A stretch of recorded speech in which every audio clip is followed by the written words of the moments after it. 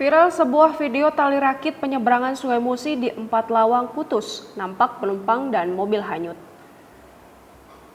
Video berdurasi 29 detik yang direkam oleh salah satu saksi mata di TKP viral di media sosial saat menyaksikan kejadian tali rakit penyeberangan Sungai Musi di 4 Lawang putus. Rakit penyeberangan Sungai Musi dari Kecamatan Ulu Musi hendak ke arah Kecamatan Paiker hanyut beberapa meter ke hilir. Peristiwa ini terjadi pada Kamis 18 Juni 2020 sekitar pukul 9 pagi. Camat Ulu Musi, Zaili, dikonfirmasi Sripoku.com membenarkan adanya kejadian tersebut sekitar pukul 9 waktu Indonesia Barat.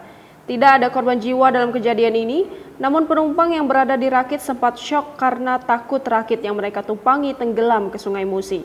Dari video yang beredar di sosial media, rakit itu berisi kendaraan mobil yang membawa beras dari Ulu Musi, hendak ke Paiker membawa sepeda motor hingga sejumlah penumpang.